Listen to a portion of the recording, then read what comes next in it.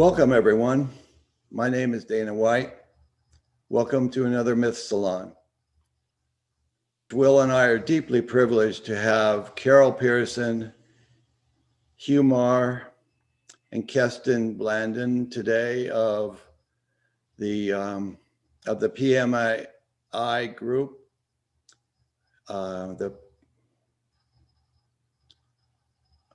Some of you know that I'm struggling with something, and I'm going to talk about just for a moment the coronavirus. That we passed 9 million cases. We had more than 100,000 new cases in the last 24 hours. We're up over 234,000 deaths in America since this thing began, and it is just a phenomenal tragedy. And on top of that, it's just a bad time. So I want to start by having a moment of silence while we open the Myth Salon today.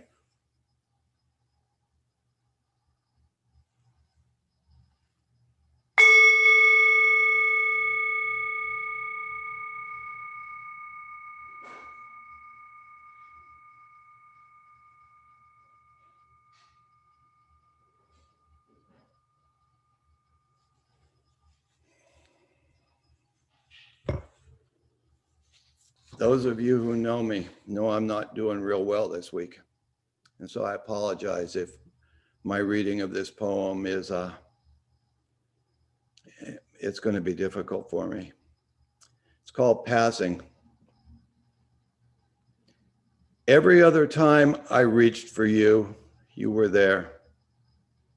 Miles may have separated us, and moments may have stacked up like crowds for a sold-out concert.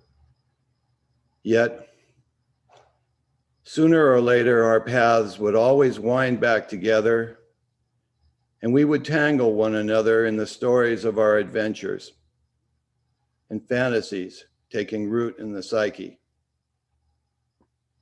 But this time it's different. The hole carved by time and distance will never be filled by anything but emptiness.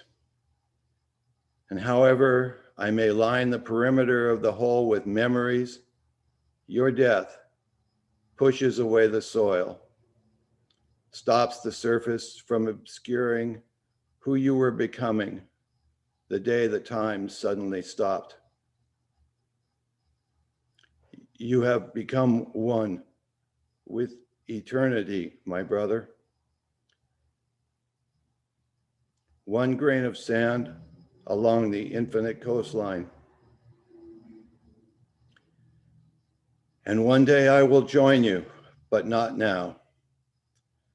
I must endure the journey along a path that continues to flutter alone in the sky above the hole that will never be filled or bridged or made any better by time, change, or circumstances.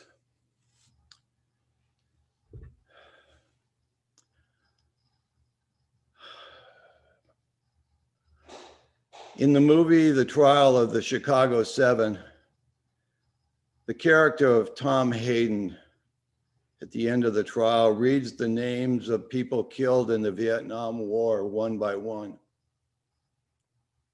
I wish I could do that now for the people who have been caught up in the coronavirus. Their brothers, their sisters, their friends. It's just a tragedy. So, without me falling into more melodrama, let me turn it over to my good friend and colleague, Dr. Will Lynn. And he'll bring us into the Myth Salon today. I'm so grateful for everyone to be here and so honored to be part of this community. Thank you all. Thank you, Dana. And I think, thank you for reminding us and for helping anybody new to our group, learn that we're not just a panel of scholars that brings in incredible guests, to discuss intellectual things. This all started, restarted, had a new start when COVID started, and we all got online and went from Dana's living room into this virtual space that we now share. And I think for many of us, for myself certainly, it has been a community. And so yeah, send and love your way, Dana.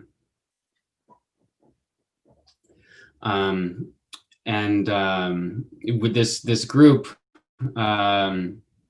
it's been quite a journey, and we've gathered quite a lot of allies and friends, and you see many of them on screen today, and many of you are in the audience now. See and love come your way from the chat, Dana. It's we're going into the holiday season, we're going into the winter season. And things are probably not going to get easier as we do. Our relationships are going to mean more to us, as they always tend to in those holidays, losses and those that we're with. And we know that the virus is going to get harder too. So, we'll keep doing our community thing for everybody that wants, to be with us. And I hope people going through things in our community, will share it and let us know. Last Thursday, we had a pretty interesting event, and I want to thank everybody who made it to that event last Thursday. And I'd like to provide a bridge for those people who might be new to this group, who came last Thursday, and this might be their first Myth Salon. And last Thursday, we did an event on the writer's journey, and we talked about the relationship between myth and storytelling and filmmaking. And at that event with Chris Vogler on the writer's journey, there were in the audience, there were people from the world of film, people from the world of psychology, people from the world of religious studies. And it was a really cool moment to bring together a larger version of what we bring together regularly, a mix of these groups of creatives and of psychologists and mythologists. And one of the things that kind of clarified in that event is that one of the abstract foundations to what unifies or transects such a diverse group of academics and practicing professionals is transformational narrative. This is something that we can see in our myths, we can see in our lives, we can see in our psychological practices. And in the event, people were calling for more feminine voices in the chats. And of course, this is something that we've hosted some great events. You see Dara with us again tonight, who we've hosted, and it is almost a perfect setup for Carol, for anybody who is new to our group, because what Carol, not only because she's a woman who speaks on these things, but because Carol's work has carried us all the way from something that we know most famously as a book for filmmakers, but Carol's work has gone the full distance all the way into a clinical model, a clinical tool, a tool for psychologists. But also a tool that, we're going to talk about. We're going to bounce some cinematic examples off of some of the characters and some of the archetypes and some of the archetypal narratives that we're going to discuss tonight. So it couldn't be a more perfect follow-up event for what we did last Thursday. And it really continues in this direction that we've been going and continue to deepen, to expand the full range of what mythology is, beyond just an academic subject. And as we hear from Carol tonight, we're gonna learn that it's being applied. Her work is being applied across multiple disciplines and fields. So really, I'll come back to an introduction of her. And really, at this point, I should introduce our incredible set of guests and panelists tonight. You see that there are many of them, and everybody has incredible backgrounds that deserve sincere introductions. So forgive me for working my way through what may be a little bit of a long introduction to this group. And forgive me if I take a left turn here or there, just because it's going to be a lot of us to introduce. But Dana White, scholar, author, and host of this Myth Salon, adjunct faculty member at Pacifica Graduate Institute. My name is Will Lynn. I lightly moderate these salons. My PhD is in myth, and I've spent years working for the Joseph Campbell Foundation and building an academic department for filmmakers and performing artists at a college called Husson College. We're also joined by Dennis Patrick Slattery, a mythology scholar, a poet, longtime professor in Pacifica's Myth program, and author of An Obscure Order, Reflections on Cultural Mythologies. Selena Matthews is a clinical psychologist, author, and keynote speaker who graduated from Pacifica and has been an ever-present participant and supporter of the Myth Salon. And we'd always like to thank and welcome Connie Zweig, who helps us invite such amazing guests. Connie is an internationally renowned psychologist for her work on shadow, which came up in our event last Thursday.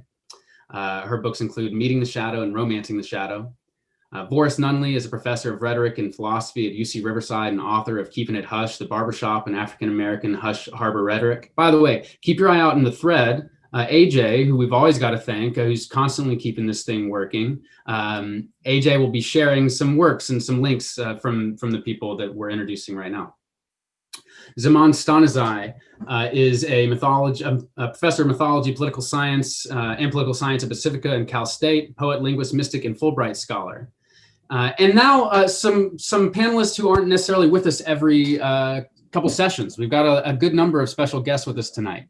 You know Dara Marks, who is a writer and a leading international script consultant, has devoted the last 20 years of her life to developing a groundbreaking approach to the transformational arc and screenplay structure. She's author of the book Inside Story, The Power of the Transformational Arc. And she leads 4-day intensive creativity workshops for women called Engaging the Feminine Heroic, a really wonderful voice to add to this particular conversation tonight. Thanks for joining us, Dara. And Dr. Elizabeth Nelson, who's been with us many times, and you remember her for her event on the Hunger Games. She is a professor at Pacifica Graduate Institute, where she's been teaching since 2003. Is a widely published author and international speaker and presenter at conferences and webinars. Her books include The Art of Inquiry, A Depth Psychological Perspective. And Dr. Nelson coaches individual authors and guides writers from inspiration to publication.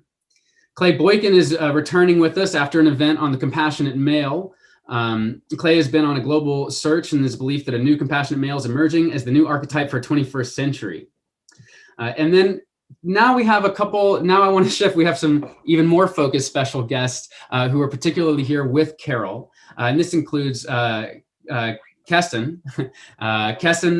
Blandin, whose PhD is a director of research for the Center for Applications of Psychological Type, the publisher of the PMI assessment, which I hope many of you took and may be willing to share in the chat board and introduce with each other.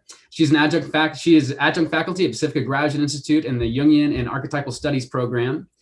Previous to this, Kesstan was a health services research psychologist specializing in dementia at the Dartmouth Centers for Aging and Health and Aging. She is the author of The Emotional Journey of the Alzheimer's Family and has published on dementia and Jungian topics.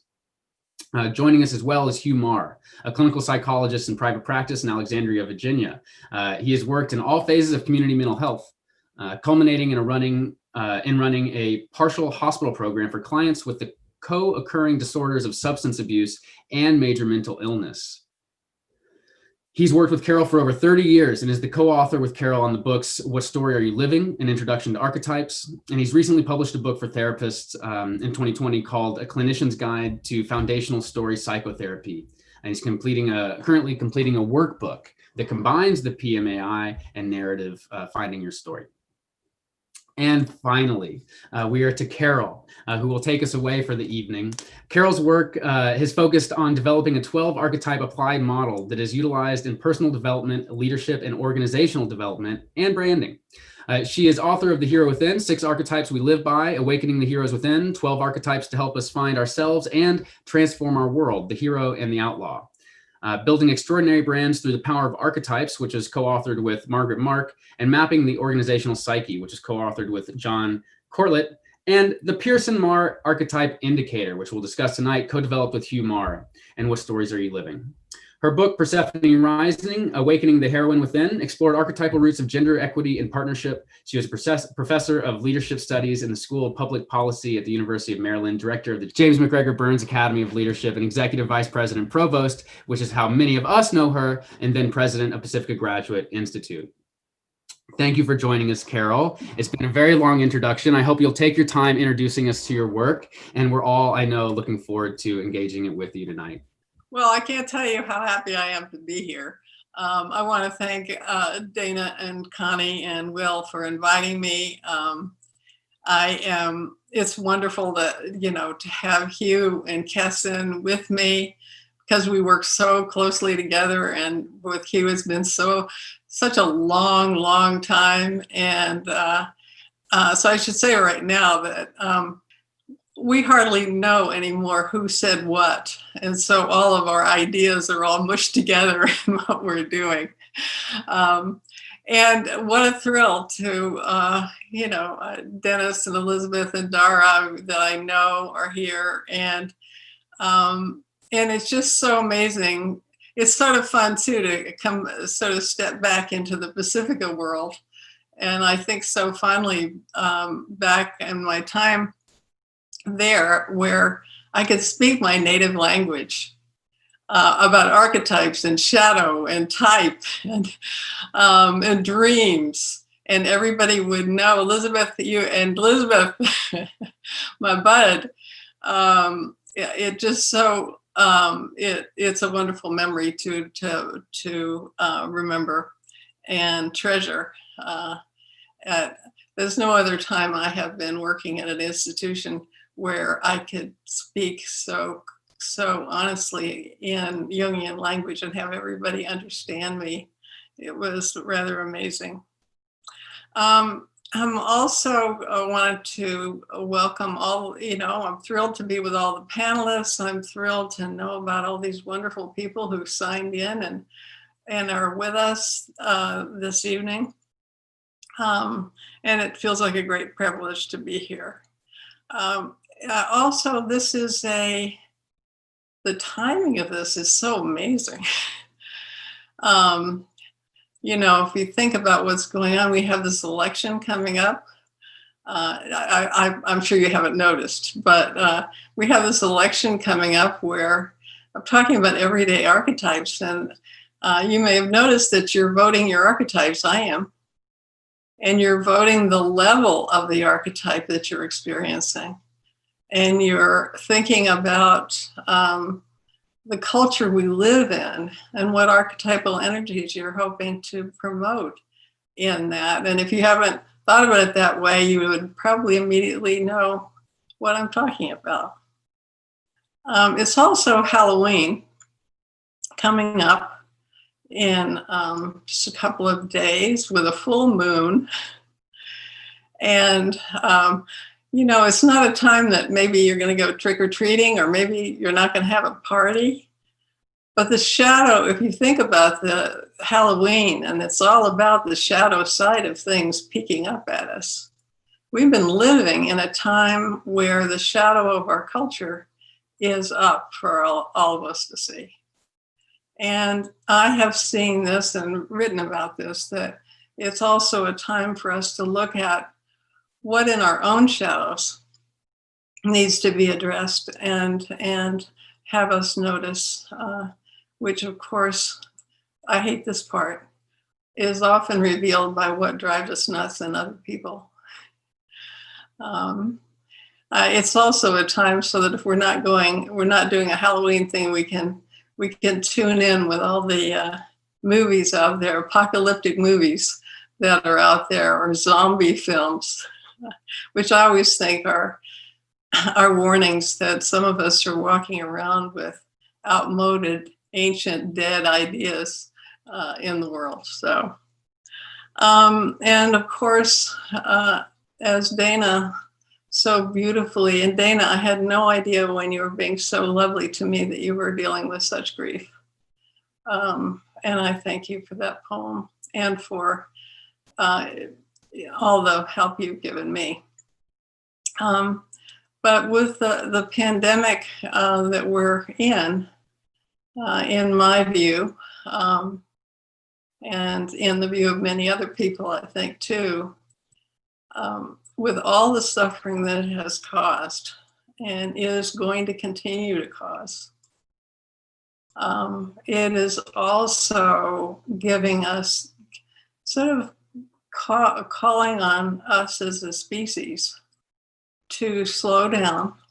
Now, not everybody can slow down, but to slow, if we can slow down a bit, to actually think, what kind of world do we want to live in?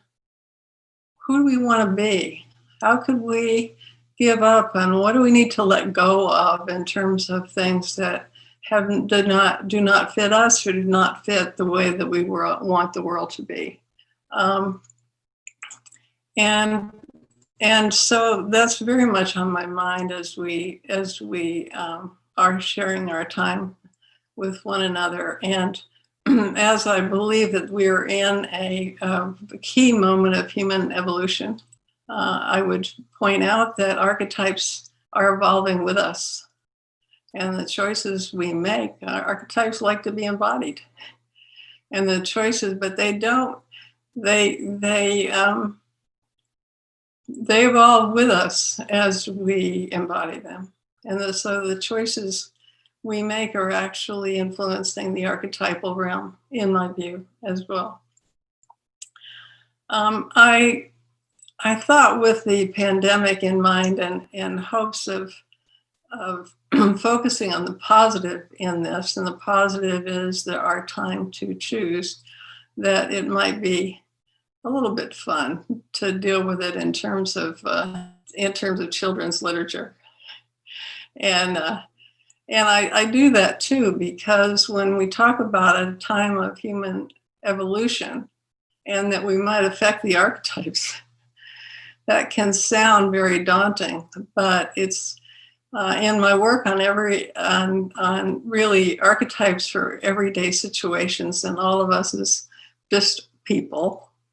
Not everything has to be so hard. So I will just say quickly that this is the purpose. So why in the world we want to have archetypal narratives in everyday life and have it affect everyday people?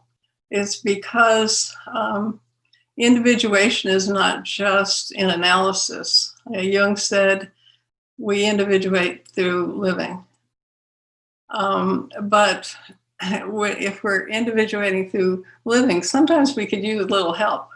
And it is my belief right now that having people, all ages and all kinds of fields, understanding Jungian psychology a bit, and particularly archetypes, along with type, to further their authenticity, their growth, and their self-awareness, is a very important thing to be doing. So here we are. Kesstan and I particularly, I think, are really fond of The Wizard of Oz. And it comes up all the time, and as an individuation story. But today I'm talking about the pandemic. We're having a little journey. We're having a journey inside this pandemic, and it's an imaginary journey as we go inside of ourselves and see who we need to be and what we need to learn. And if many people in our society right now are saying that what we need is somebody to save us, the good old wizard. And Dorothy sort of believes in that for a little bit, but it's the journey, of course, as you all know, that in which the individuation takes place, and part of that is using one's brain and developing one's brain by using it. And another part of that is developing one's heart and caring by empathizing with others, and then the courage to keep going. And right now in the pandemic, we need a lot of the lion's courage. And then we have one of I can't even remember which witch it is, but I love it when Dorothy, when the witch is trying to steal her magic shoes, that Dorothy melts her with water. And I think what that can mean for, if we think, what does this mean symbolically? What it means is, I think there are many ideas that are kind of I kind of like witches, so I always hate to have the witches be evil. But nevertheless, the witches are the ideas that keep coming at us that are really not helping us grow and pull us away from our true selves and what it is we're here to contribute. And the clicking of those heels together, Dorothy's heels, are about the magic we have, that if we do all those other things, we can find our way home. And the home we're finding our way to is the home of being true in ourselves, living what we can best offer to the world, and who we truly are. Well, I picked Pinocchio partly because one of the issues we have in the culture right now is lying, and accusations of lying, and to the point that a lot of people no longer know what's true. But that has led me to some thinking. I was led to some thinking in another way about the pressures in a society in which you have winners and losers, and you have people who considered are the ones who matter and the ones who don't matter, is that there's a constant pressure on people to say what will get them ahead, which is a form of lying if it's not true. And so that this issue of lying is not just people who are just telling falsehoods in the way we see it most of the time, but also what we cannot even notice that we do. And Pinocchio, he was created by Geppetto, but first he was a puppet, and he was a boy, a little kid puppet. So he was tempted by all kinds of little kid things like eating junk foods and going to entertainment venues. But I think in our culture, there's so many messages that come at us about what we're supposed to be as opposed to what we are, and how we can matter as if we didn't already. And that's like the puppet strings, invisible puppet strings pulling us here and there. And this gets so bad that poor little Pinocchio ends up, there's the whale coming to get him. And so for us right now, I can think of this whale as the pandemic coming to get us. And the classic experience of being in the belly of the underworld, being in the belly of the whale, that is the time that he has to stop. And when he stops, what he experiences is he starts thinking about how much Geppetto is going to miss him, and it opens his heart. And when his heart opens, he becomes a real boy. And this is so much of the process of individuation. So I encourage people to think about being the pandemic as a time to do that, to open our hearts to ourselves and to one another. Finally, we have Frozen. I have grandchildren, so I had to see it more than one time. But nevertheless, here we have Elsa. Elsa starts out, and she has a superpower, which everybody has. By the way, if you haven't seen Phoenix Rising about Olympics for people with serious disabilities, it's very inspiring about all their superpowers. Anyway, Elsa starts out, and she has this superpower to make everything freeze. And of course, initially it's harmful. And so she's off in her room so she doesn't harm people, living in quarantine, basically. And this is a scene, I believe it's a scene in which she's at the top of the mountain and she's claiming her power.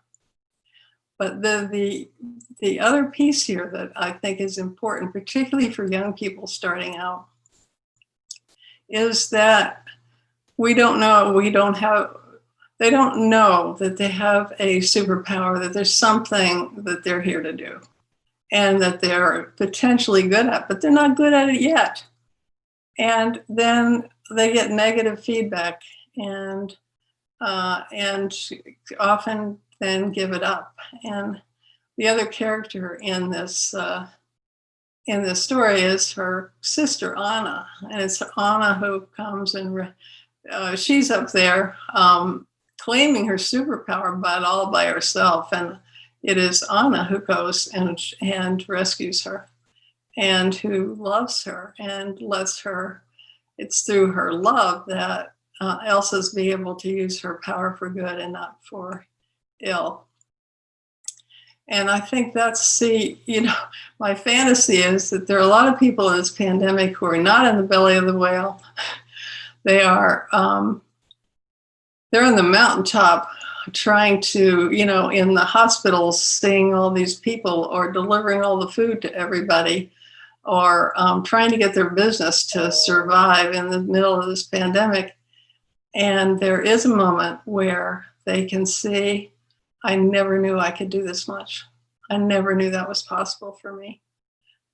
And the rest of us can reinforce that. All right. I want to just mention a little bit the sequence here. At one point, I didn't know we were going to be able to do the PMAI, but I thought a good way to start would be to talk about the 12 archetypes that are in it, and some of the resources that are available around it, and my journey, and then turn to the PMAI. And we have Hugh and Kesstan, who will also be sharing anywhere in here. I'm also aware that since Awakening the Heroes Within was the beginning of these 12 archetypes in my work, talking about them, it's been out a long time. So there may be many of you that already know these archetypes pretty well. So in a few minutes, we'll be looking at, have a list of them to remind everybody that are for anybody who doesn't, for all those who don't know them, to know what they are, and go through and talk a little bit about them. And what I'm hoping is that we can have that as a discussion. I mean, I'll talk and you can talk when you want to, and you can ask questions, or you can share what you know about those archetypes. I'm interested in them particularly in 3 different ways. One, how they just help us in an everyday way as individuals. How they help people in ancient times to survive. I'm talking like the beginning of human beings, because archetypes are universal. And these particular archetypes are related to qualities of being human. And all of them help us develop some quality. Each one helps us develop a particular quality. What you're seeing here as the other book is the book that is coming out to support the PMAI. And right now they're saying February. CAPT has hired a publicist, which is a really cool thing, and she needs some time to work. And so very shortly, they will be CAPT will be sending out review copies to different kinds of places to review the book. So if you know of anybody who wants to review a book, or you do, I'd love to know about it, or they would. We just picked this cover, and John Emerson at CAPT is a genius. I mean, he's just a visual genius, and he does all these things. And he came up with about 7 different cover designs. And we were going, no, too feminine, too masculine, too this, too that. And when we hit on this, everyone said, that's it. And I think it was my husband, David, who said, "Is that a phoenix?" "Yep," he said. And none of us chose it because in a conscious way because of the phoenix. But what I loved about it, one, I think it's related to the pandemic. We're going through the fire. But in the book, the subtitle, Discover Your Archetypes, Transform Your Life. Well, I had a question as we were deciding on that. What kind of transformation are we talking about? Well, we're not talking about a transformation that makes you not you. It's a transformation like a renewal of the phoenix, burns up and then comes back, just brighter and more colorful. As in the introduction, there was a list of different kinds of books that I've written, but I wanted to tell you a little bit about a couple of them, just how they happened. Before Awakening the Heroes Within, there was a book called The Hero Within. It had 6 archetypes. And then I had more experience working with the material and realized there needed to be more. But for me, writing the first book, The Hero Within, was a classic midlife experience. I was a faculty member at the University of Maryland, directing the Women's Studies program, and I had just gotten tenure. I was all happy, and I was supposed to be writing something about a feminist piece, and literally the archetypes started talking to me. And I demanded, and I think I wasn't crazy, but in any case, demanded that I write that book. And it changed the trajectory of my work thereafter in a way that was a total surprise to me.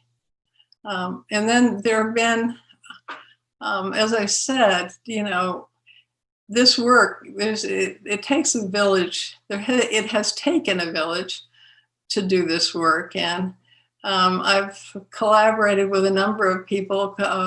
Kesstan and Hugh are major ones that have influenced my thinking and worked so much together. But there's also been other people that I just want to mention. Pat Adson, who Danish, this is my dearest friend, a dear friend of mine who just passed. I'll be speaking at her funeral, her Zoom funeral on Sunday.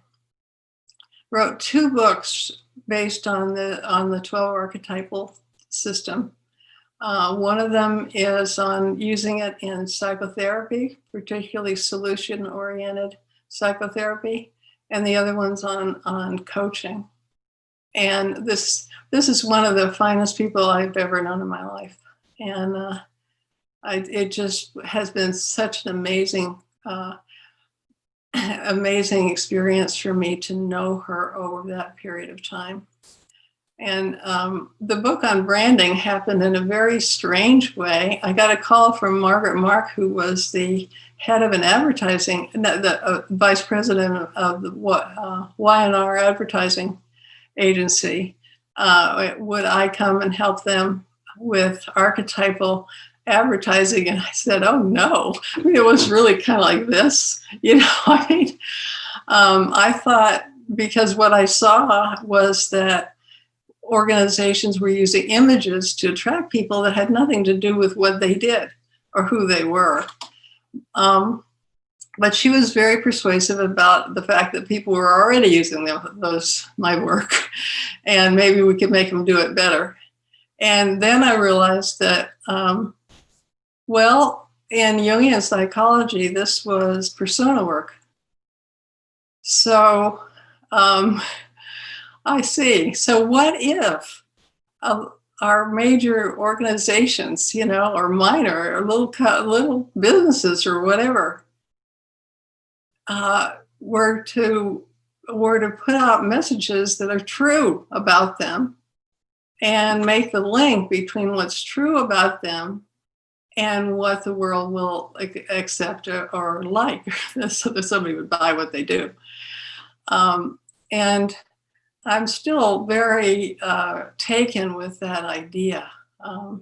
It's a hard sell sometimes, and I don't do currently branding work, but I have. And the only time I ever do anything like is places that totally want to be honest with who they are and be committed to some set of values.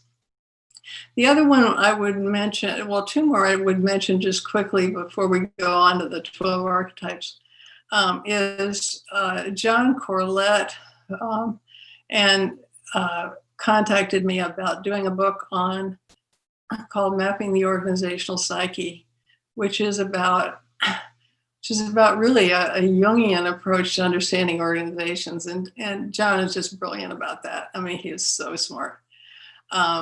Right now, by the way, it went out of print at Capt, and John and I decided to just give it away through my website so people can just download it. And the other thing I would mention is that Capt and I created an organizational instrument that's for to understand organizational cultures, which was eventually acquired by Connexa, which was acquired by IBM, and which is kind of interesting the way that all these organizations eat each other. Reminds me of the old Pac-Man games. But nevertheless, it's being used internationally with big companies too, and the people who are doing it extremely carefully, and and they're using it to understand their organization well enough to be congruent with its values, its archetypal values. So that's just a way of telling you that somehow or other, all these really good applications have been created, and I've learned a lot from every one of my people that I've worked with. And with Margaret, we ended up putting together archetypal psychology with Maslow's work on motivation and the hierarchy of needs, which has subsequently really influenced the theory as well. So, all right, we're going to leave that up for a little bit so everybody gets the names down. These are the 12 archetypes. The parens are the ones that were the names that were used in the hero, Awakening the Heroes Within, and the larger ones are what's used in the PMAI. So here's where I'd really like to maybe talk about them talk about them as pairs. They're not pairs like the Myers-Briggs, but they're archetypes that that complement one another in ways that, if both are present, they're more likely to be expressed at a higher level. And so this is a good time that I'll start talking, but as soon as any one of you wants to start talking too, we could do that. You could ask a question, you could share something you know, and ideally we'll have a rich exchange of ideas. The Idealist and the Realist were originally the innocent and the orphan, but that was their expression in the inner child, and very connected to what we experienced as children. And the Idealist and the Realist is more what they look like in a fairly functioning adult. One of the things we found out about the PMAI, where we can, I don't get reports on the readers of my books, but is that a lot of the people who are taking the PMAI are pretty high-powered professionals. Not everybody, and we are hoping to get many, many more young people. We do have young people, and particularly at one particular institution. But nevertheless, it could help. It could be an enormous help. And partly I think that for me, I would have liked to have had the PMAI and the new book when I was a college freshman. The ideas have also been used at various levels in public school and K-12 education as well. Just to start out very simply, the idealist it tends to be an optimist, to be trusting, to have faith in institutions, in oneself, and be a natural at positive psychology. And the realist is, okay, that's all very nice, but the world isn't really that perfect and life is hard. And the original realist probably came up with the story of the fall to explain why it is that life is so hard and was very hard. I have a fair amount of idealists myself, and to really completely I've always understood the need for realism, but I never understood what it really was. But I married somebody who had that quality, and I have studied him. And I've discovered that while I was thinking about a grand vision of what might happen, he was making sure that was noticing if something needed to be done around the house. Once we were with a group where a person who'd been trained as a shaman was going to teach us all kinds of magic, and I was in trance, and he was noticing that the candles were getting too close to the curtains. Anybody want to share any other thoughts or questions that you have about those two?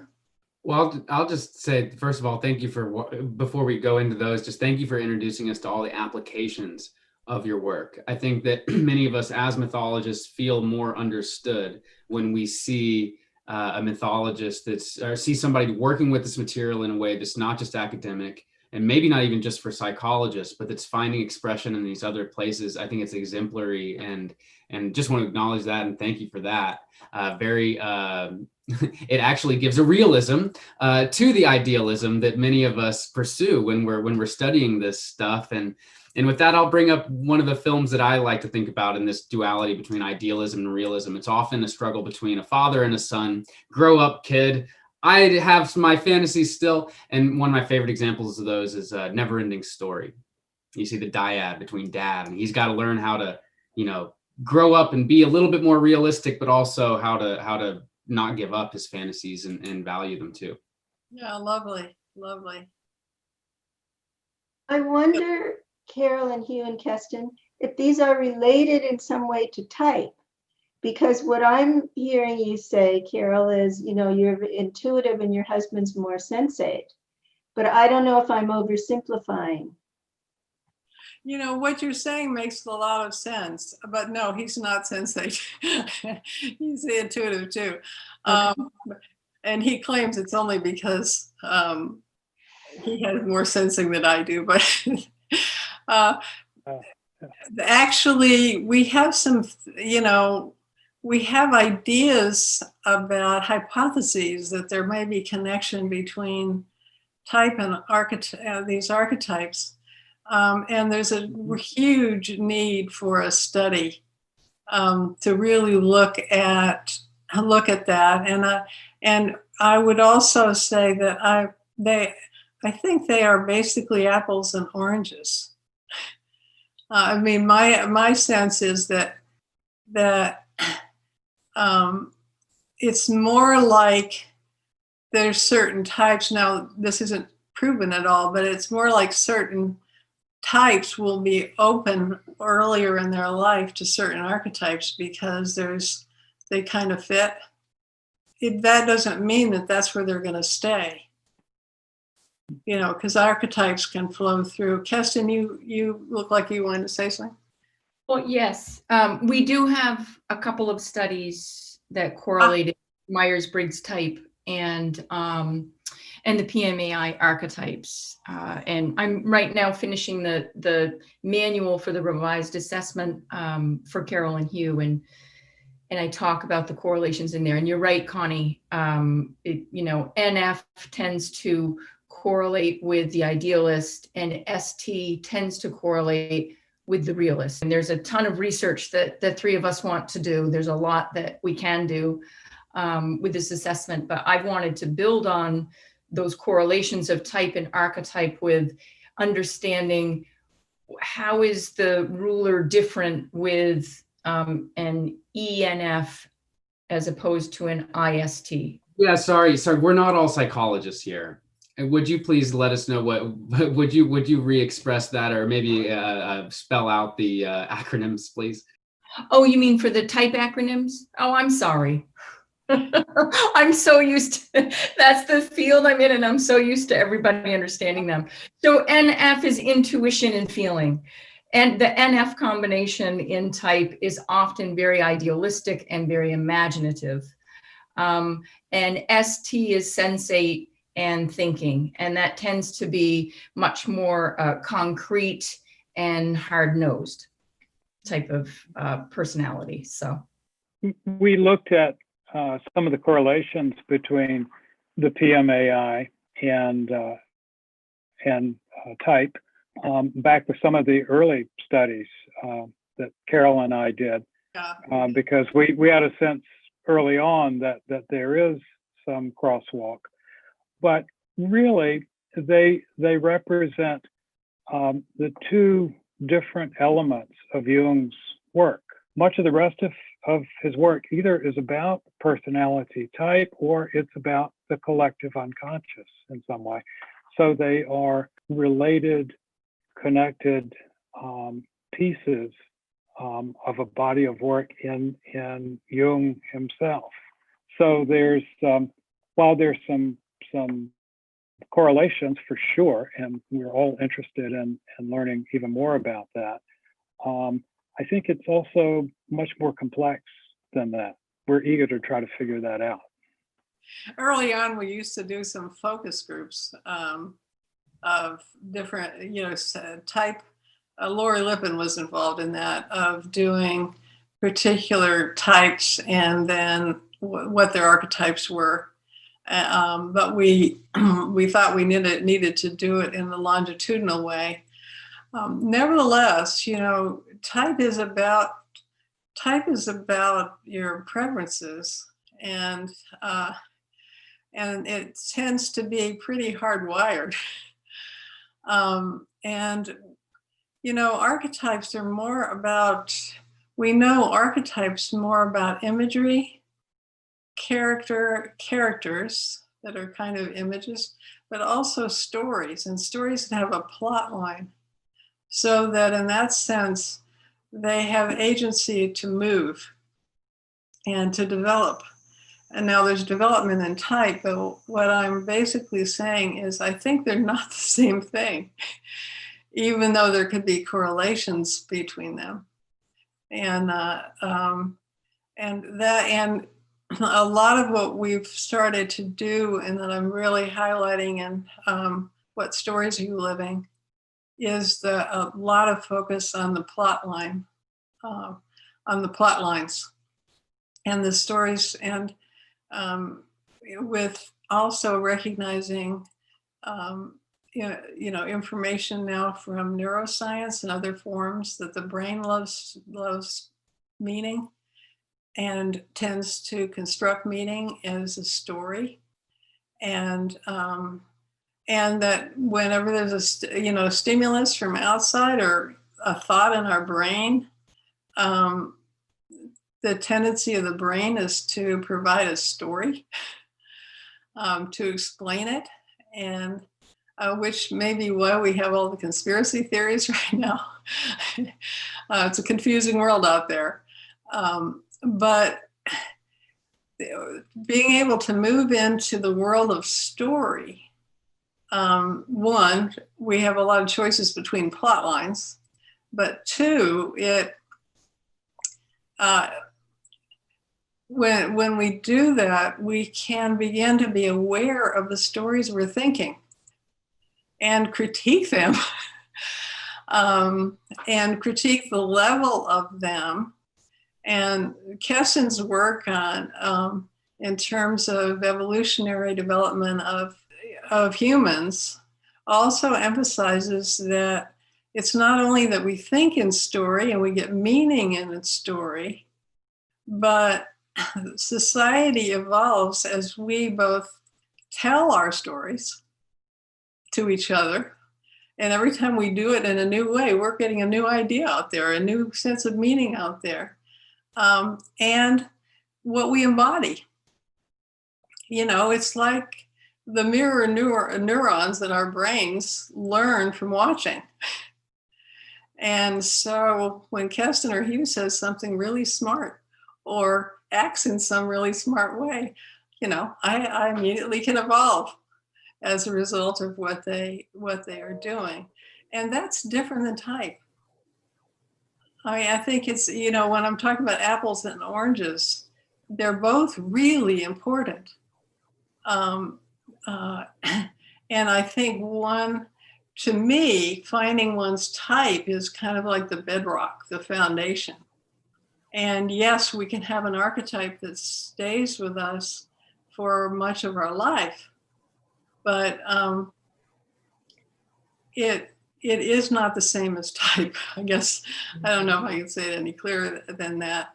And that the other thing is that I don't believe it's a really good idea to get attached to the idea that I am this archetype.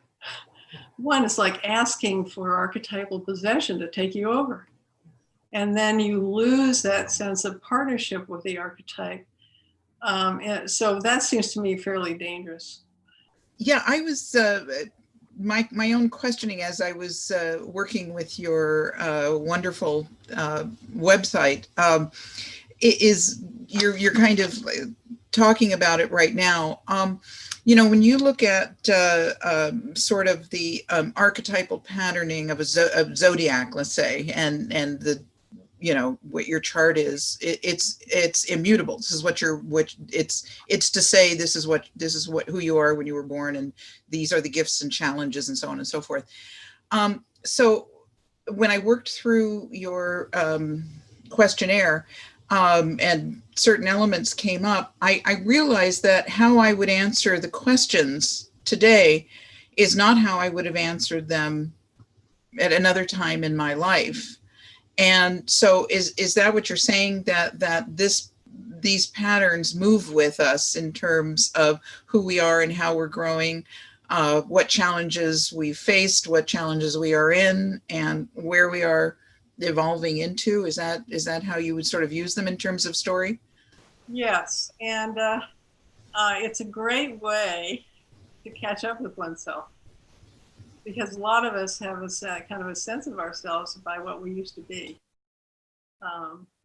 And that if we've ever lived an archetypal story, we are still going to have the gifts that it gave us. So it's still there. Yes, I had a question for you too. It's on the same lines. You know, it occurs to me that over time and given the process of individuation, it's possible, and I think it's probably likely, for a person to live many stories. And so I'm thinking it may be that perhaps something like the PMAI will or could indicate that you're I don't know, that the theater of your own psyche is actually heavily populated with a number of different characters, and that you get to know them better over time. Yeah, right? Absolutely. And that's exactly the new way that the report forms are done. Really pay attention to that. And I'm going to turn to Kesstan. Do you want to talk about the report forms and how what you were just talking about the archetypes over time being, many of them being expressed? Yeah, so something that is, well, the PMAI system is unique in and of itself. But another part of it that's unique is the way that the reports present the meaning of the archetypes in categories. So, and if you took the PMAI, you saw that you had the high score in your inner allies, and then the treasure chest of sidekicks, and then the blind spots at the bottom. And they're all very important and at different times in your life and situational. And we do find in research, when people take it again over time, that there's usually a host of the usual suspects who are crowding around the top, and there's similar characters at the bottom, but there is a fluctuation back and forth as well that are more, we think, situationally triggered. Also with the evolution, as we've been talking about, you know, the evolution of the archetypes, and I think that makes it very different than type. And I agree with Carol and Hugh completely that they're really very different systems. But that in the evolution, that what's archetypes are about, that evolution of individuation that you were just talking about, Elizabeth. And I was struck by that when, you know, a lot of the items, she wouldn't have answered them in the same way years ago. And that's that spiral that we're taking. And that's another area that we could carry the assessment into. It's in Hugh's work, it's in Carol's work, of that, you know, you express the archetypes differently at different times through maturity and as you develop them. And that's something I would love to try and capture with an assessment, is that evolution. But right now it's just in their books. Can I, this is so fascinating, and it's helping me understand something that I wonder about and have for a number of years. I've always found it fascinating to teach the same classics, Homer's Odyssey, Melville's Moby Dick, Toni Morrison's Beloved, over decades. And the same plot never surfaces twice. So there is some, and I gave a talk, not at a Myth Salon, but something that Dana and Will set up. There's something powerfully mimetic in the gravitational pull of certain archetypes in the classics that I just mentioned, and I would also bring in Dante's Divine Comedy. I've never gone to hell twice in the same way. I've never climbed Mount Purgatory twice in the same way. And Beatrice has never taken me through the ether in the same way. So this conversation is helping me immensely understand the evolving nature of me and students as well, but the repetition is always a repetition into newness. So there's a kind of a built-in paradox of, well, I know where the Pequod is heading, but I'm learning it for the first time, you know, the 10th year teaching Moby Dick. So there's something very rich about this conversation, and any responses from you all, I'm all ears. Well, I actually have an immediate response, which is we see through the lens of our archetypes.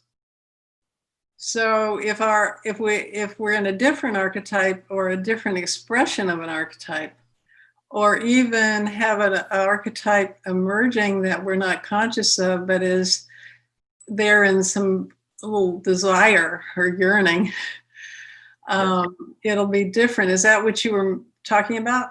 Yes, and you just tapped a whole other area. What is the configuration of the archetypes of the 18 or 22 students in the room? Yeah. Because I've always felt that the myths that show up in a given class move the conversation in particular ways, and I learned, you know, to stay out of their way and let that come into the room.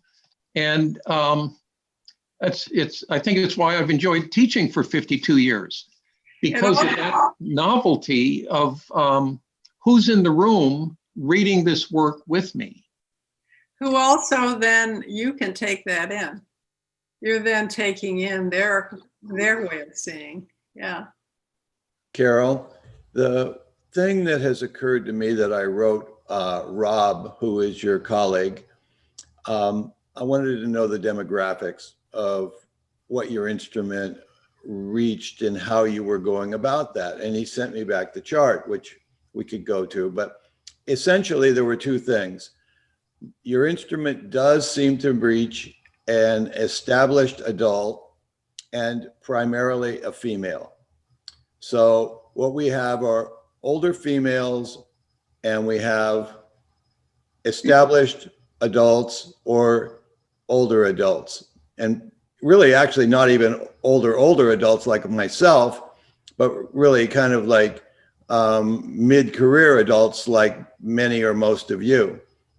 And I thought this was very interesting because if you look at how we can avoid adults encountering a midlife crisis when they come up to a point of their own life's evolution or success and only find that their ladder of success is leaning on the wrong wall, it can really cause tremendous breakups in marriage and family and careers and all kinds of things.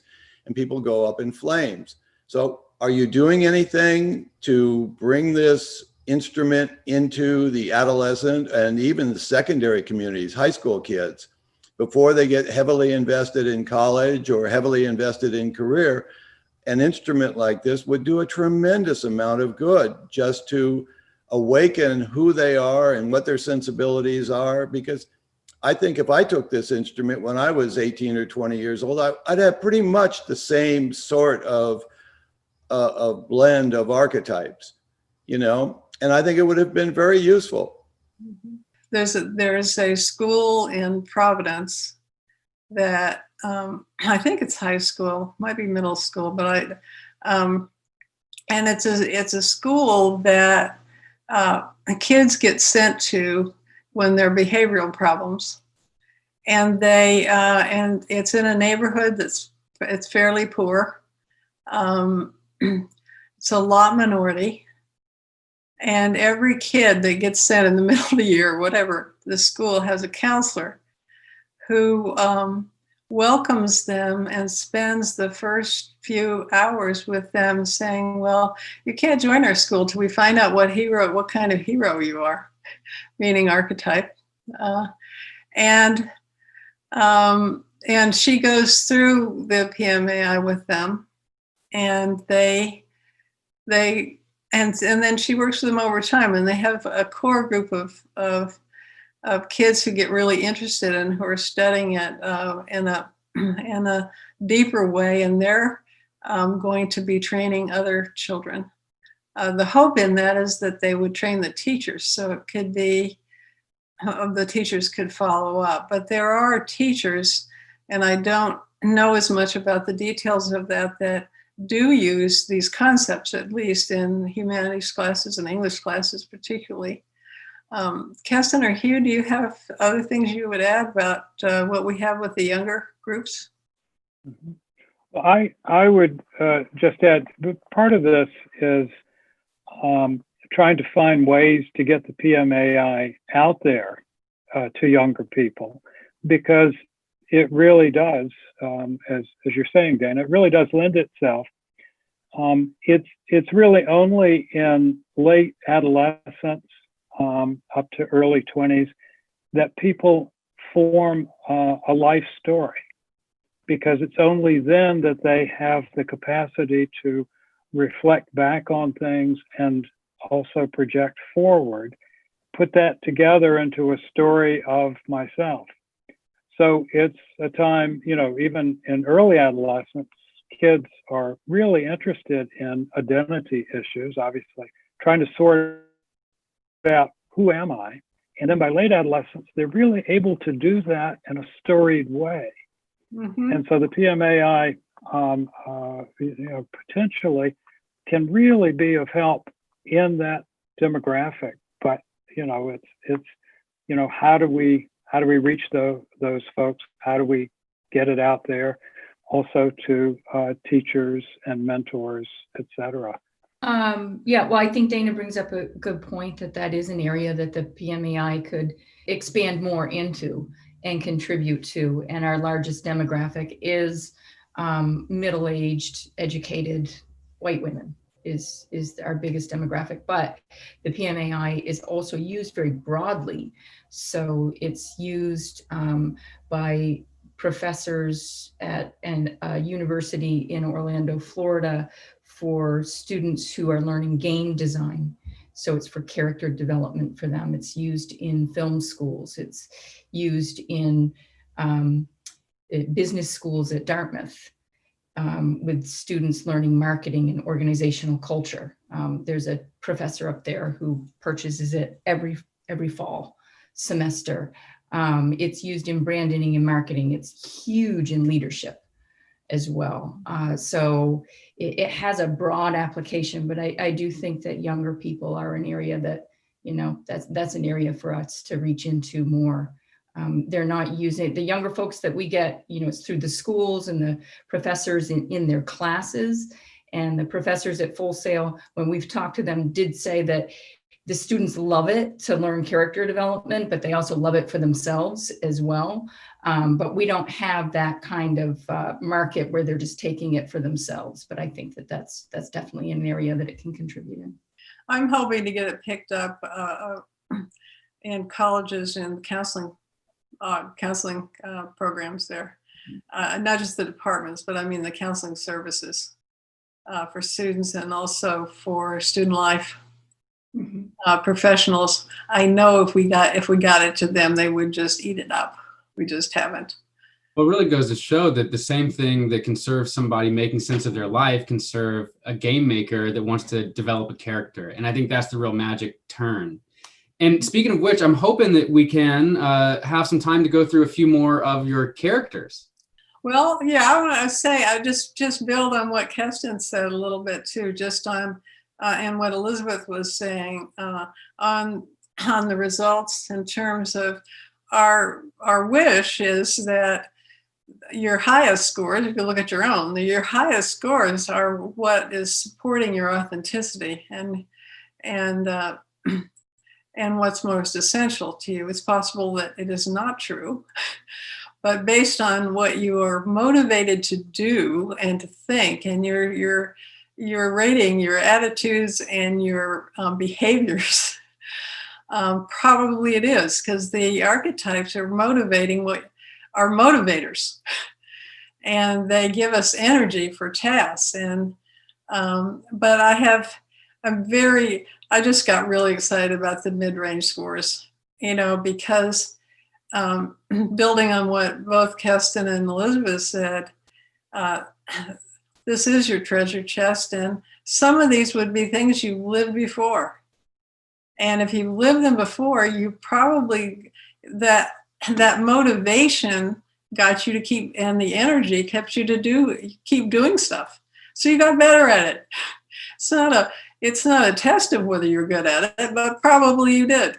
And that means there may be many things that you can do really well.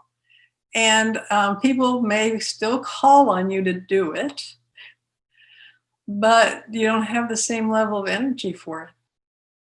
And it's a great tool for people who, somebody calls them up and says, here's a project or a job or whatever, you'd be perfect. I know you're so good at this. To be able to say, maybe not. Not that yes, I'm good at it. Maybe I don't want to do it. And then there's sometimes things that get so, I've been writing about is the robotic self. You get so good at stuff and you still have to do it. And it just feels like you're the puppet, you're Pinocchio before the heart is open. You have no heart for it.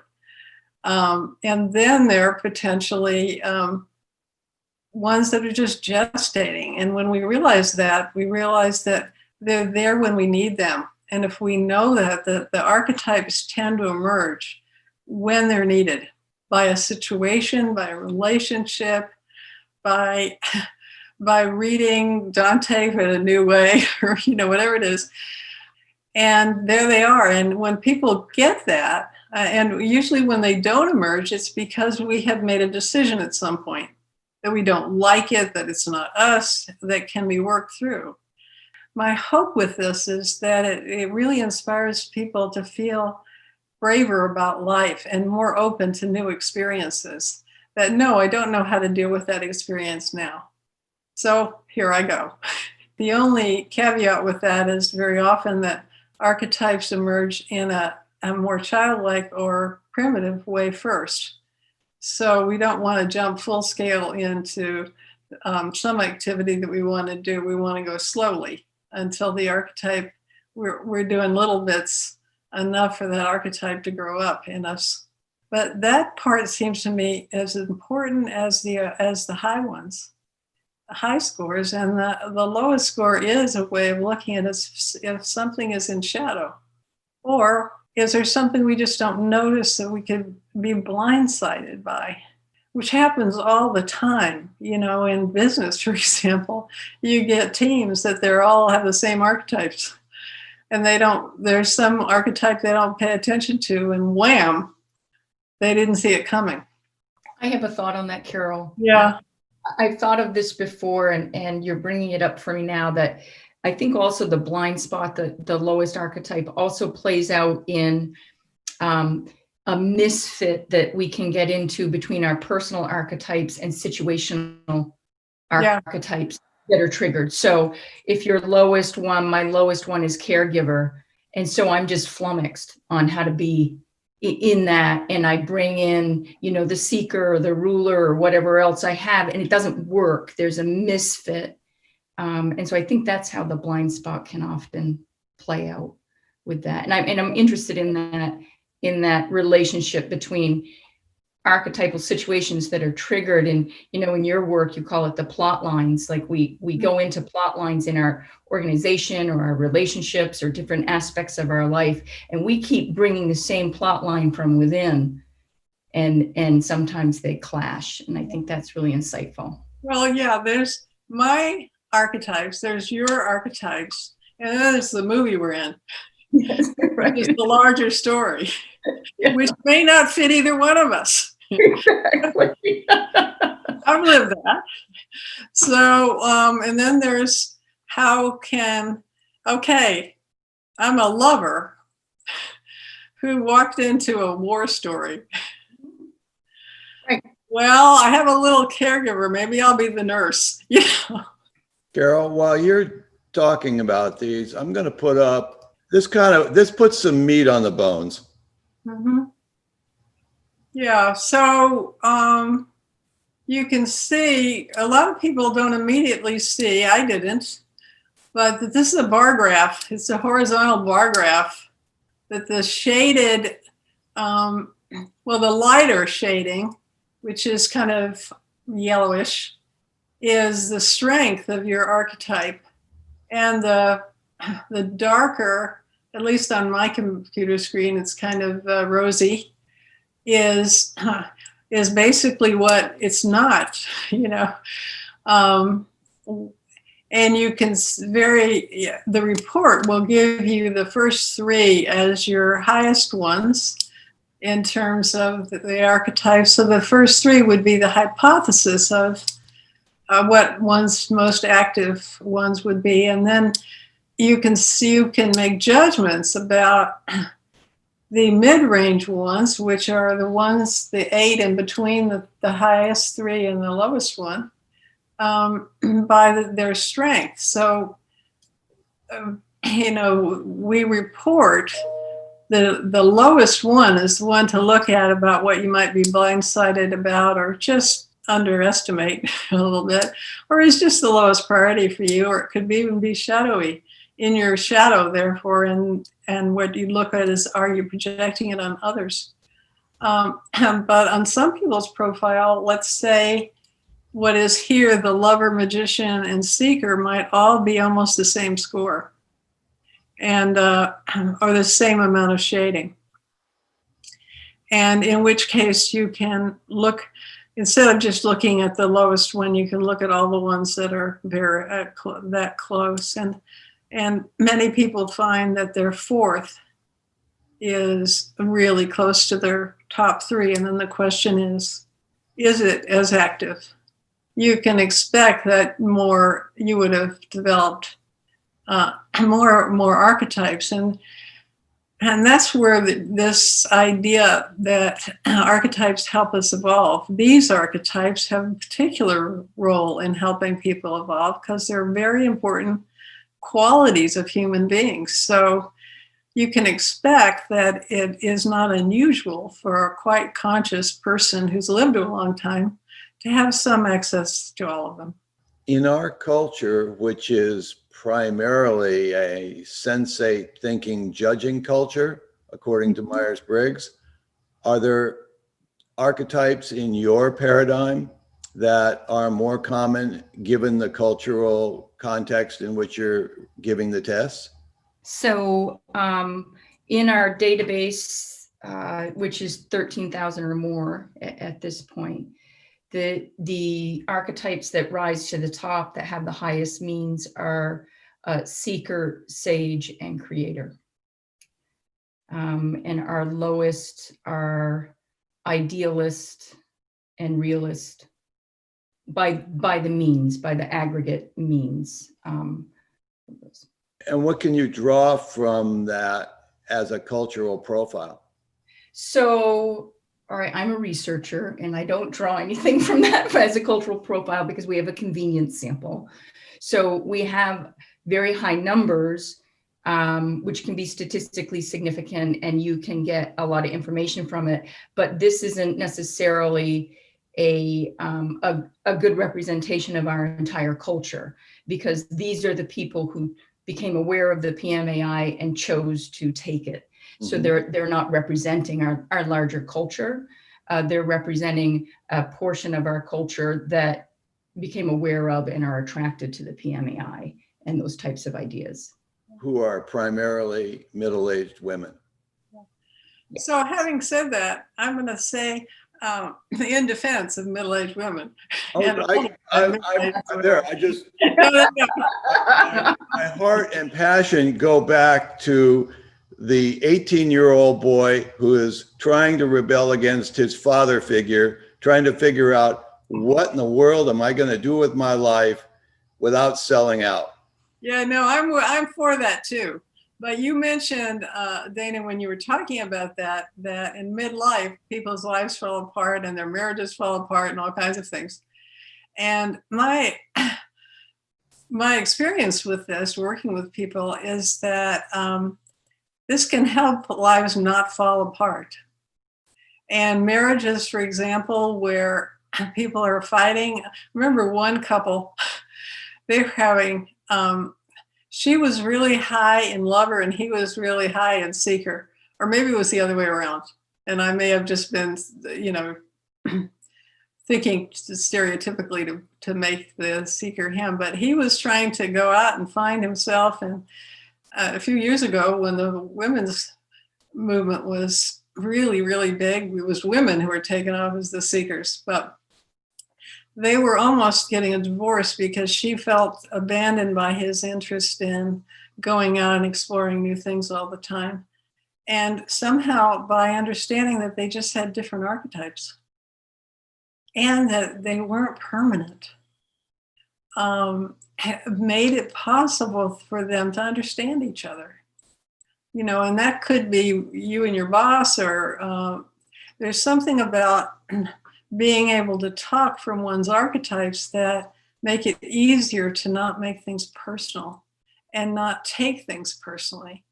And that I think whether it's an 18-year-old or whether it's somebody in midlife avoiding having their life blow up, there's something to be said for both. It's pretty important. And we also have to realize that I think the demographics so far on the PMAI are very similar to the demographics in most young societies. Yeah, I just want to quickly say, each of the archetypes has a story, a narrative, a myth that goes along with it that we're not really referring to. So several decades ago, when I discovered that I was living the myth of Athena, which matches up with my results on the PMAI, and I was living that myth very successfully. and thriving as a single woman. And then I fell in love and wanted to get married. So in my framework, this archetype became a shadow figure. In other words, it was sabotaging my conscious intention to bond and commit and live as a lover and a wife.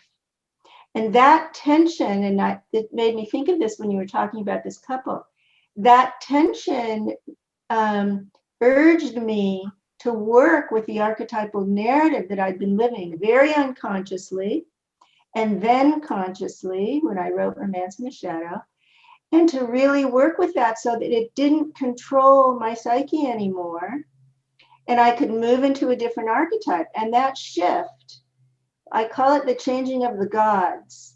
That shift is difficult. It's challenging because these archetypal narratives are, you know, they grip us, and especially when they're unconscious, but even then when they become conscious, they grip, they cling to the psyche. They don't want to disappear. And for me to move into the wife role, you know, when I did the PMAI, my highest scores were ruler and revolutionary, as well as seeker. But to move into being a wife with that kind of temperament and character was really challenging. So I just kind of wanted to add that dimension to it.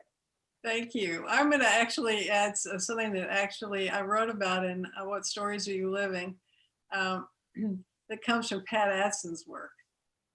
And Pat Adson and her work on coaching is always, of course, trying to get people to say what it is that they want to achieve and then help them get there.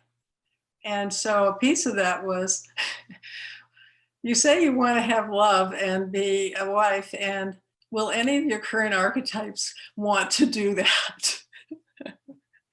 And that, you know, it just clarifies the situation where you could get into what you did, which is really changing the gods and all that might require, or you might change your goal, or you might do what I did, which is to marry somebody as independent as I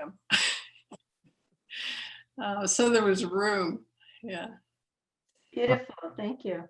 I think there is probably the flip side to that would be sort of to make it a little personal in my life. When my wife and I were very complementary to one another. And when she passed away, I just realized that there were a whole lot of things that I counted on her doing. And now that she was not there, I had to take over.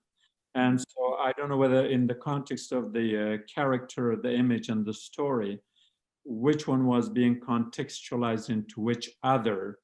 But I feel like I changed. I can't say completely, but I changed a whole lot because now I had to be as much myself in the present as my wife was in the past. So I had to kind of adopt or take over or basically you know, be a complementary to myself within myself instead of with my partner, with my wife who used to do the things.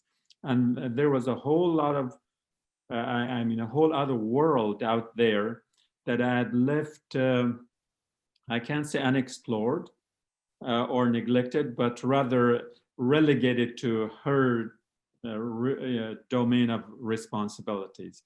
So my question, if this is a question or a comment, is that which one of these would be the dominant ones in terms of the character, the image, and the story? Did the story change and the character had to adapt to it, or did the character change and you know, the other way around? What was it for Before you? I'm sorry, before we go there, I would just like to comment on what you've said, a very personal example and a wonderful one of the real resolution of grief. You know, the end of grief is not just acceptance, as we often hear or read.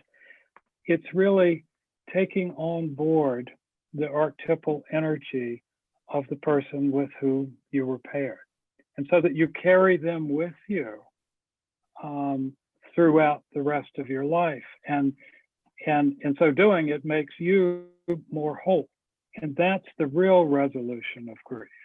So I just wanted to make that comment, Carol, I guess, before you respond to Image and Story. It could be that too, but the way I realized it was that like a month or two afterwards, someone sold me 6 expensive leather jackets, none of which I needed. And after I bought them, I was like, what do I do with these now? And then I said, there used to be someone next to me who would be asking that question before I made the purchase. Now, since that person is not there, I have to answer afterwards. So I had to gift them away because certainly I didn't need them. So that was a kind of a wake-up call for me to say that, okay, I have to play that role. Well, whether we call it the devil's advocate or the person who questions or have a second thought that I was totally unaware of before. Yes. Maybe the completion of a process. You know, we're always, very often, we're attracted to people who are not like us, that bring something different than us, and then we become infatuated with them, and then we marry them, and then we get annoyed with them that they're not us, and you know, that process. But it is, what you're describing is, you didn't talk about it archetypally, but you talked about it functionally, of taking it in. I mean, you obviously desired it and dealt with it in terms of marrying it. And then it comes back potentially to be in you. Were you conscious of that, your wife carrying an archetypal energy for that might be related? I mean, it sounds like to me that, you know, it could be sage, it can be realist, it could be.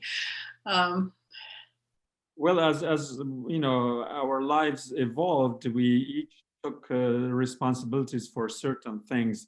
Not necessarily that, you know, we had a conference on it, okay, you do this and I do that, but it just, things somehow fell within the realm of our responsibilities because we had a preference for it, and we allowed, you know, she allowed me to do my things and I allowed her to do, well, I mean, they were our things in a sense. But the point is that I was just not aware of it, and I would have remembered it from the days before I was married when I was doing all those things. But we were together for 40 years, and I had grown so accustomed to, like, if I saw only my half of the responsibilities, I thought these were all the responsibilities there were.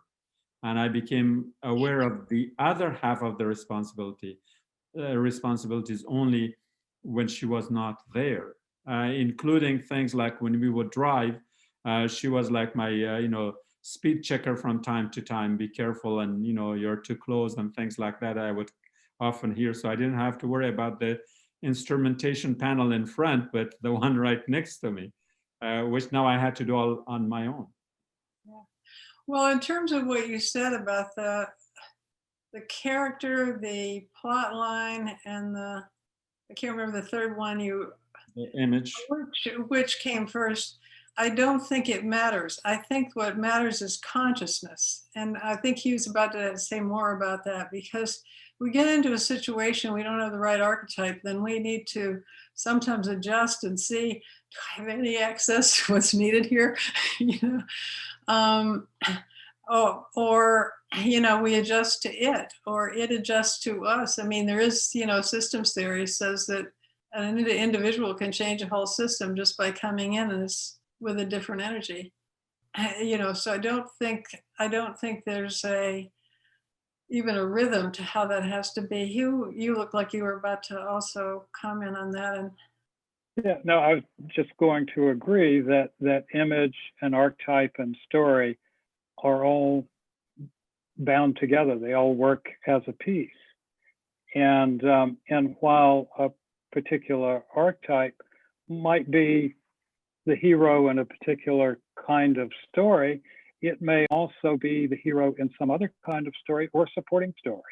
And the images are evocative both for the archetype and the story. So I would say you can't really separate them that much. They're all of a piece. They all work together synchronistically. And I'm also aware, I want to go wherever you want to go.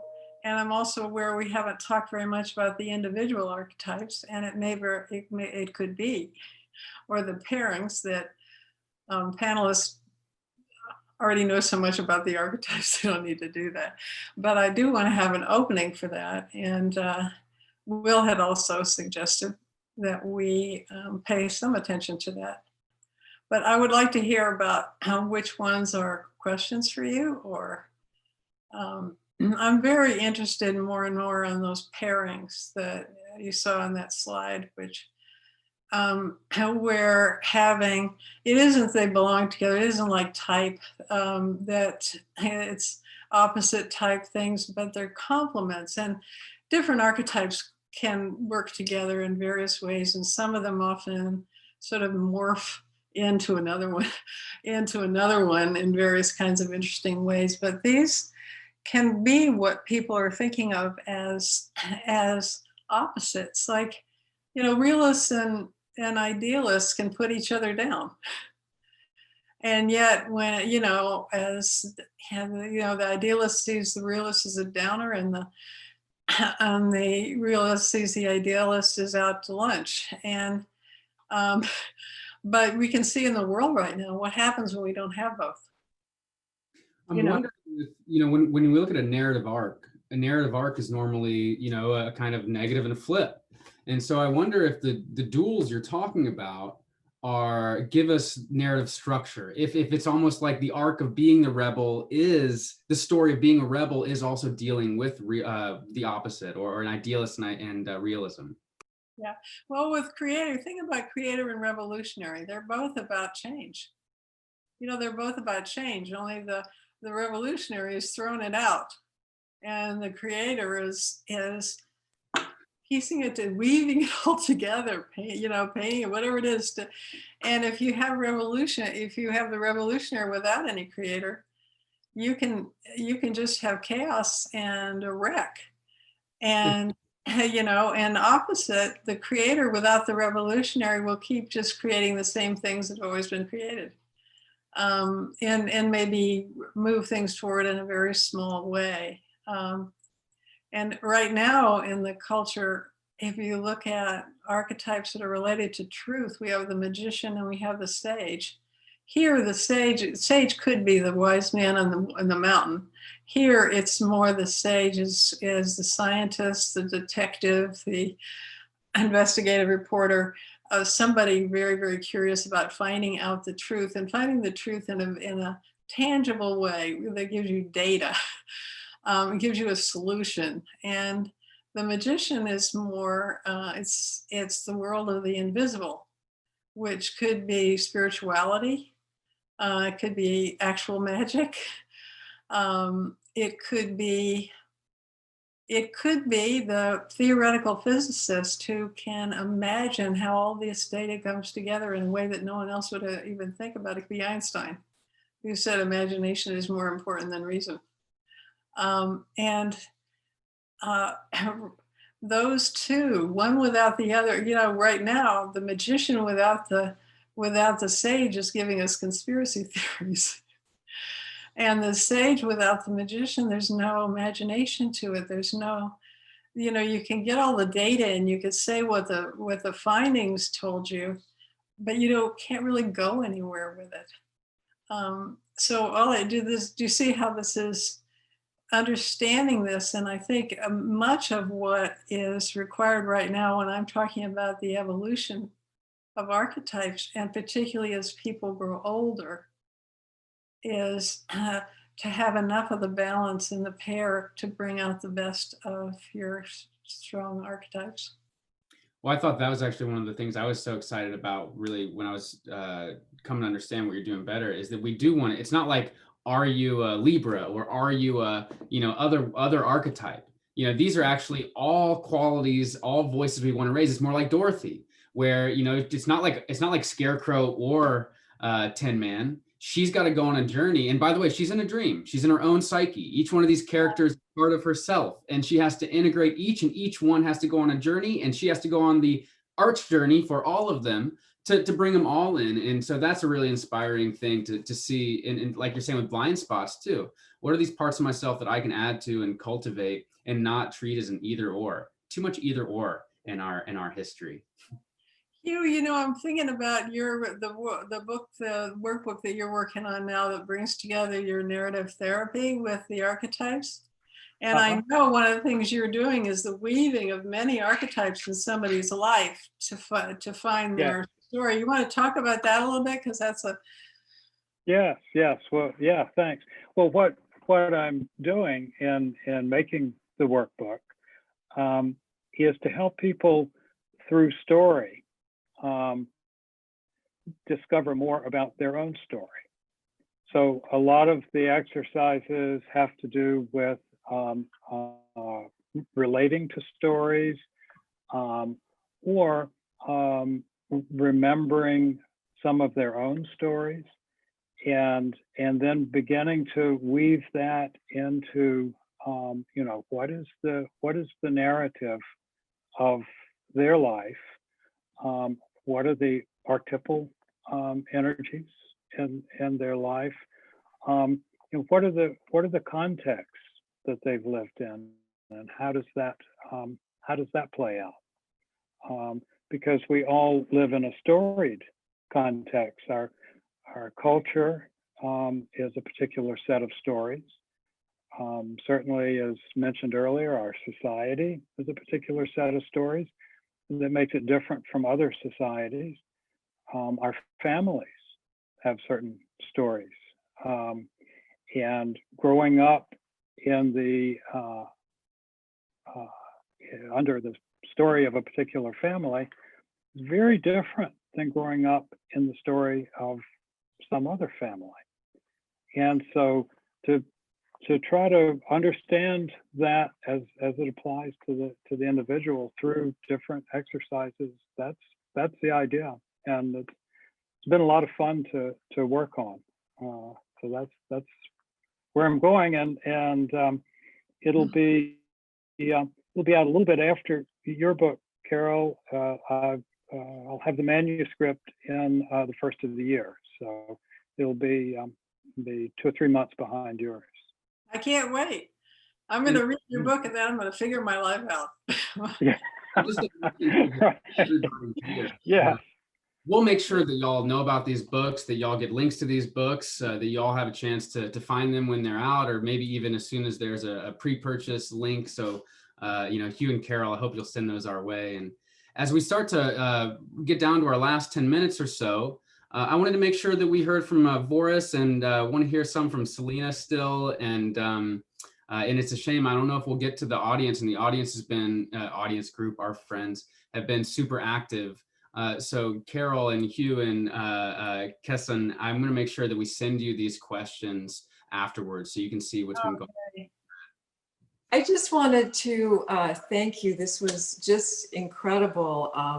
And I am the magician sage that you were just talking about with the idealist there. So one thing I wanted to ask you, because there's a lot of clinicians here, is there a grouping that you think is really good for, that would push people into that program versus another program? Because sometimes there's people that are clinicians, but they really shouldn't be. So is there some archetypes that actually fit with that? Or you can do that with writers or professors or whatever, but I want to focus on the clinician. Well, I can speak to it, I guess, more idea-wise rather than data-wise, because I don't know data-wise. But certainly having given the PMAI and done workshops with many graduate students who are budding clinicians, yeah, I have some sense. And as you might expect, for many of them, but not all by any means, caregiver is one of the active ones, especially. And then the other is often some combination of magician and sage. So those are the three that tend to go there. And people, by and large, who find that being a clinician fits, they don't get there easily. And usually these are people that have experienced some trauma or some illness earlier in their lives that has sent them on some journey and made them sensitive to the journeys of other people. And without that, I think it's, you know, sometimes there's something that's kind of missing in their real commitment to that sort of work. Thank you. That was excellent, because that really answered my question, because I thought there'd be a combination, and you answered that beautifully. Thank you so much. Oh, you're quite welcome. No. Carol, I very much enjoyed the presentation by you and all the others. I'm a professor, and I'm also apparently a sage and a musician. So I don't know if I like that or not. So I may be mad at you at the end of this. I got to think about it while I'm thinking. Earlier you mentioned, and if I misheard, correct me, the emergence of a new archetype. And if not, is there emergence of a new archetype or a reemergence of an archetype that's already existing given the pandemic, et cetera, et cetera? And are we resisting it as a society, or are we embracing it? Because I participate in these kind of groups, and there's always a kind of reference to an emerging something. So I wanted to know what you thought about that.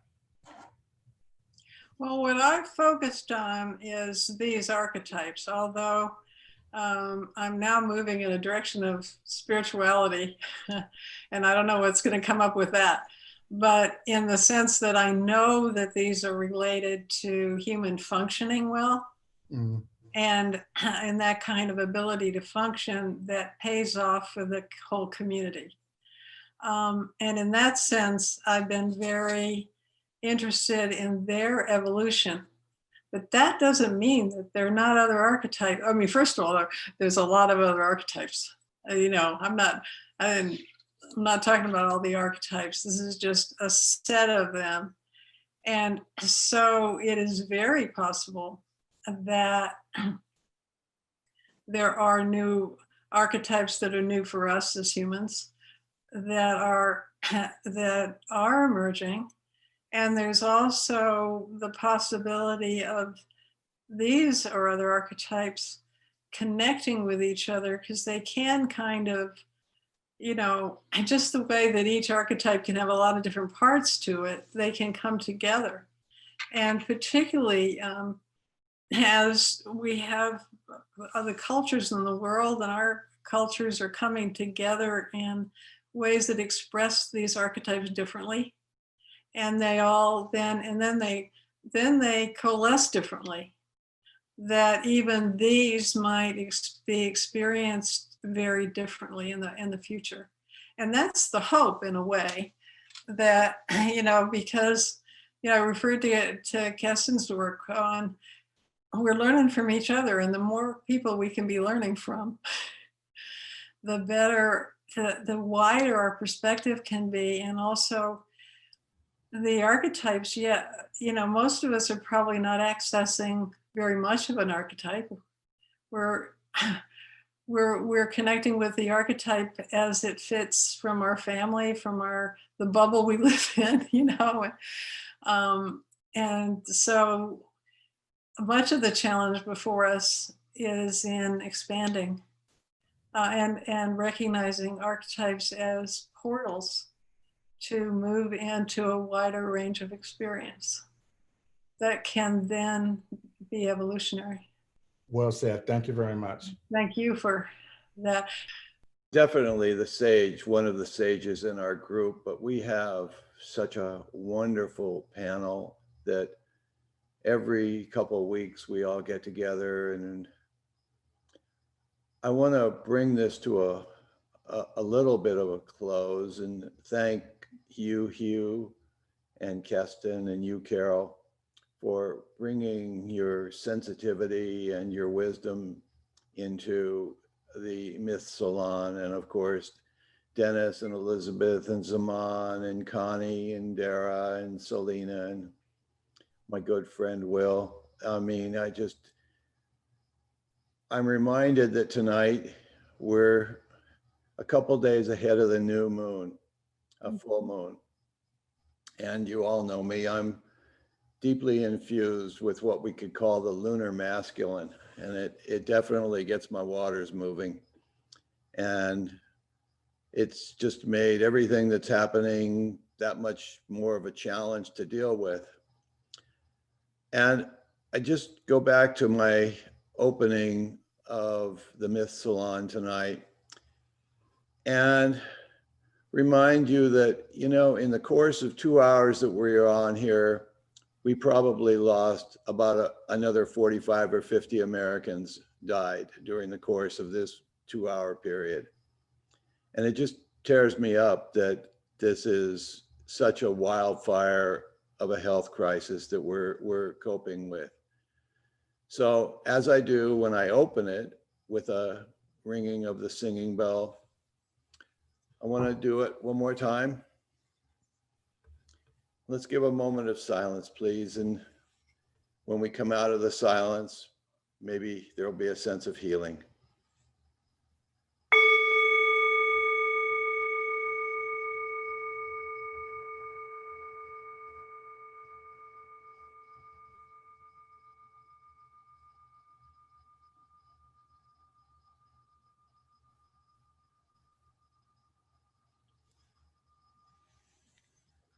Thank you all so much.